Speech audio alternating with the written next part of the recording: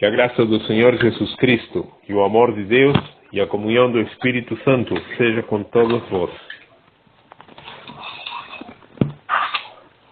Eu peço aos irmãos, então, que escutem atentamente, mas o meu desejo não é que simplesmente me escutem. Eu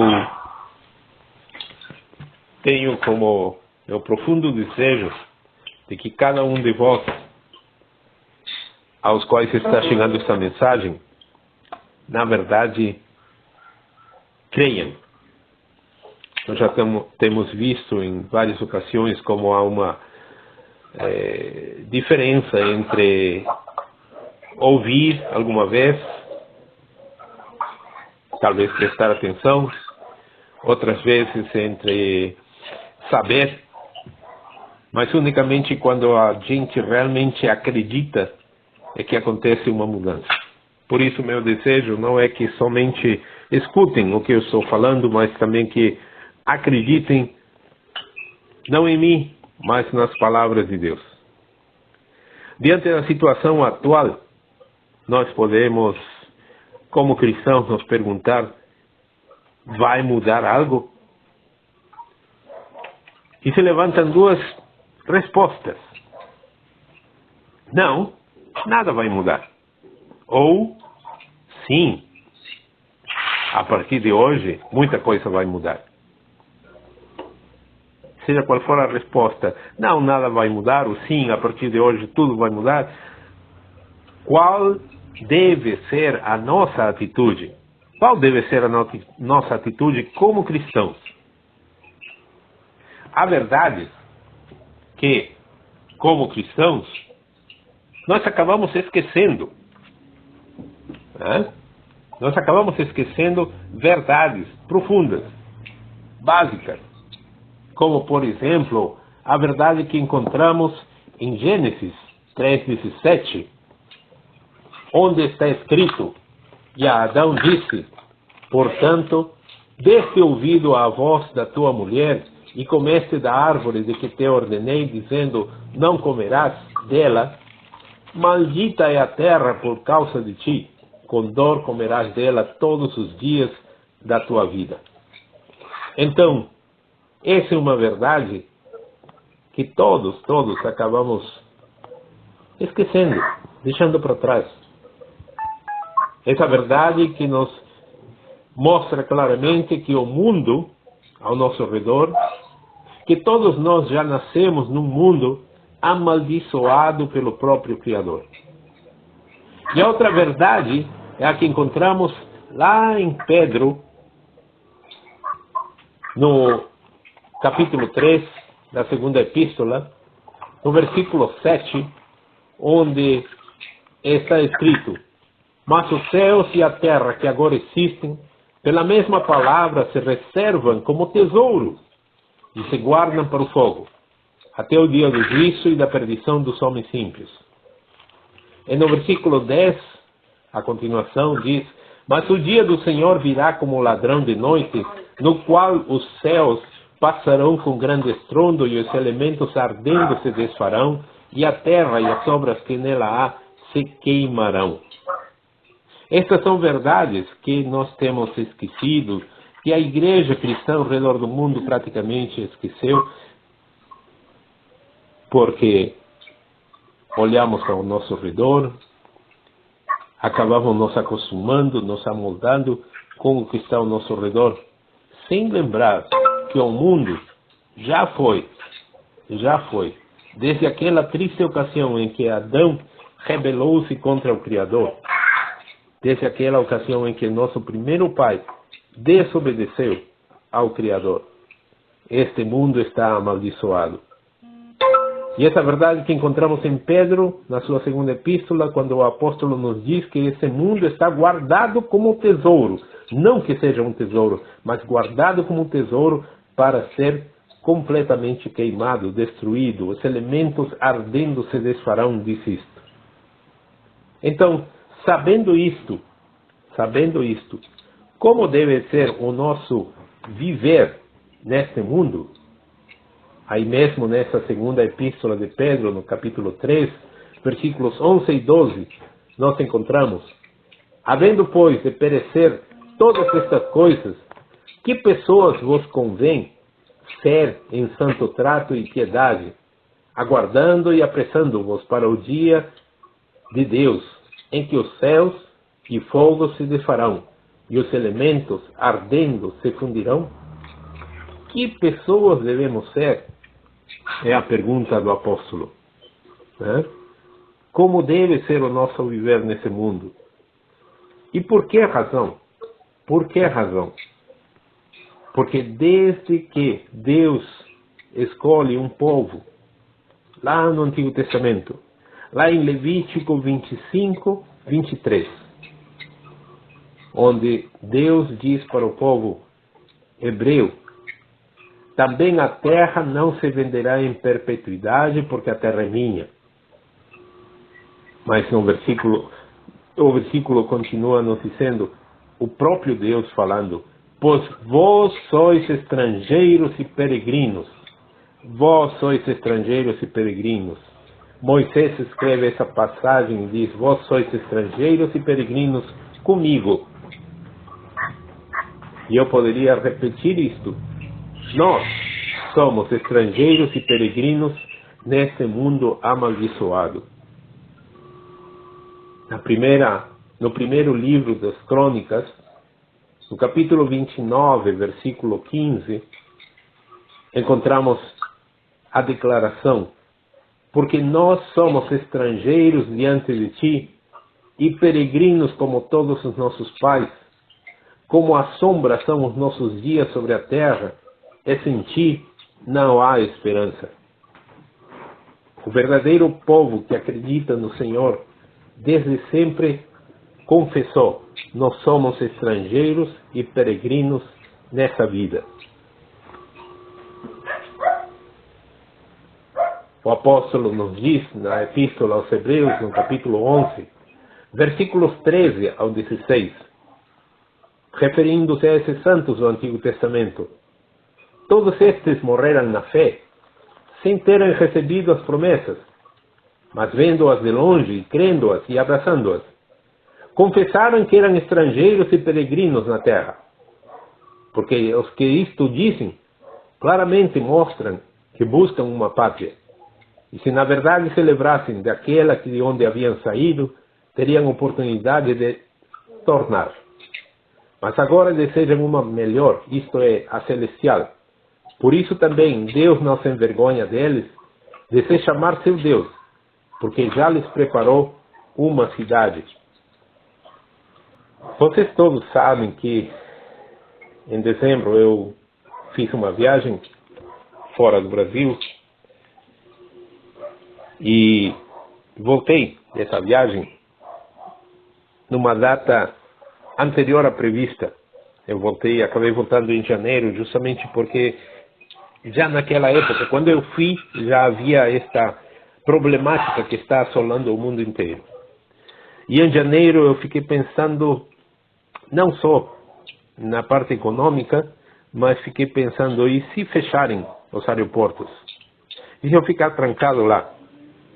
Eu tinha permissão para ficar até junho, mas eu decidi voltar. E decidi voltar porque não me adaptei. Não me adaptei lá naquele lugar, onde todos, a grande maioria, sonha um dia viajar e ir morar, né? E não me adaptei porque senti saudades, não só da minha esposa, da minha filha, da família, dos amigos. Eu sentia saudades do ambiente que nós temos. E ultimamente tenho pensado muito sobre isto, como acontece com a gente algo que é uma característica muito humana, muito nossa, de cada um de nós, esse adaptar-se, conformar-se, amoldar-se, né? Tenho pensado muito sobre isto. Essa característica que nós todos temos de nos adaptarmos de nos conformarmos, de nos amoldarmos. Mas a palavra de Deus nos adverte sobre esta questão. Né? Nos adverte sobre esta questão, e lá encontramos em Romanos capítulo 12, versículo 2, onde o apóstolo nos disse: não sede conformados com este mundo, mas sede transformados pela renovação do vosso entendimento, para que experimenteis qual seja a boa, agradável e perfeita vontade de Deus. Então aqui o apóstolo nos coloca um contraponto, né? Por um lado, essa característica nossa de adaptar-se, conformar-se, amoldar-se. E ele disse: não sede conformados com esse mundo, não se adaptem a este mundo, não se conformem, não se amoldem a este mundo, mas sede transformados pela renovação do vosso entendimento, para que experimenteis qual seja a boa, agradável e perfeita vontade de Deus. E o apóstolo Pedro, na sua primeira epístola, capítulo 1, versículo 14, diz: como filhos obedientes, não vos conformando com as concupiscências que antes havia em vossa ignorância. Houve uma época, um tempo em que nós andávamos nelas, pela ignorância das escrituras que nós tínhamos. E isso nos coloca numa situação de muita responsabilidade, porque aquele a que muito se deu, muito também se pedirá. Aquele que muito aprendeu, muito também terá que dar conta. Isso coloca numa situação muito séria cada um de vós. Estou falando com aqueles a quem conheço desde 1998. Quantos anos já se passaram, né? Quantos anos se passaram? E em todos esses anos temos aprendido, temos crescido no conhecimento da palavra do Senhor, no conhecimento do Senhor. E isso coloca a cada um dessas pessoas numa situação de responsabilidade grandíssima. Porque cada um conhece e sabe muitíssimo mais do que qualquer pessoa ao nosso redor. Que isso lhes faça pensar e refletir. O apóstolo Pedro ainda nos diz na sua primeira carta, no capítulo 4, versículo 2, para que no tempo que vos resta na carne, não vivais mais segundo as concupiscências dos homens, mas segundo a vontade de Deus. E depois, no versículo 17 ao 24, ele diz: e digo isto, e testifico no Senhor, para que não andeis mais como andam também os outros gentios na vaidade da sua mente, entenebrecidos no entendimento, separados da vida de Deus pela ignorância que há neles, pela dureza do seu coração, os quais, havendo perdido todo sentimento, se entregaram à dissolução, para com avidez cometerem toda impureza. Mas vós não aprendestes assim a Cristo, se é que o tendes ouvido e nele fostes ensinados, como está a verdade em Jesus, que, quando ao trato passado, vos despojeis do velho homem, que se corrompe pelas concupiscências do engano, e vos renoveis no espírito da vossa mente, e vos revistais do novo homem, que segundo Deus é criado em verdadeira justiça e santidade. Tudo isto é um aviso que nos vem de Deus. Como eu disse no início da pregação, não quero simplesmente que você escute. Creia. Creia a palavra de Deus. Acorde, não se amolde, não se adapte, não se conforme. Este mundo vai ser totalmente destruído. Não podemos ficar pensando que nós vamos estar aqui, tentar uma uma vida agradável e tranquila num mundo que está sendo guardado como tesouro para ser consumido pelo fogo. Ponhamos a nossa visão nas coisas de alto, lá onde está o Senhor Jesus Cristo, de onde, lá do alto, um dia esperamos Ele voltar. Mas até lá, muita coisa haverá de acontecer.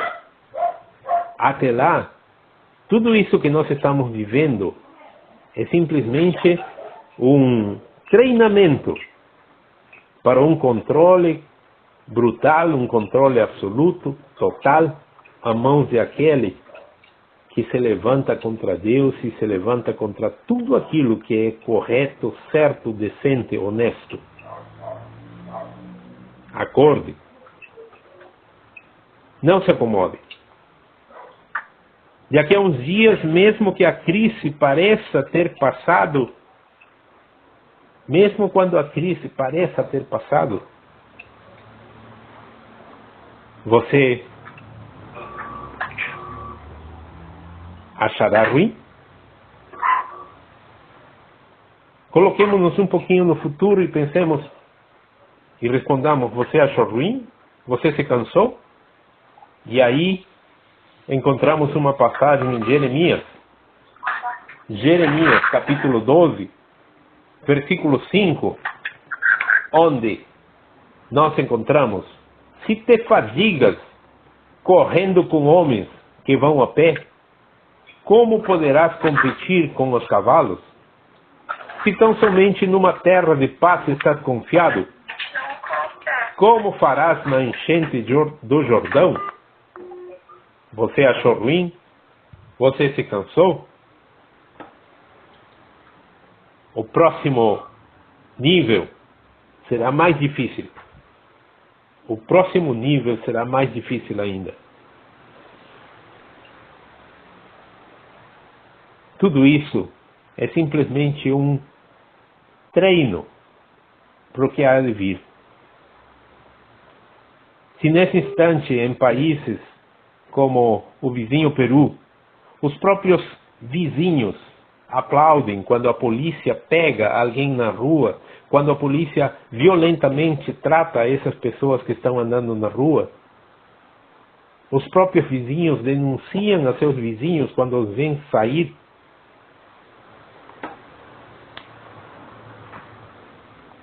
Imagine como será quando realmente o anticristo implantar uma lei marcial no mundo inteiro.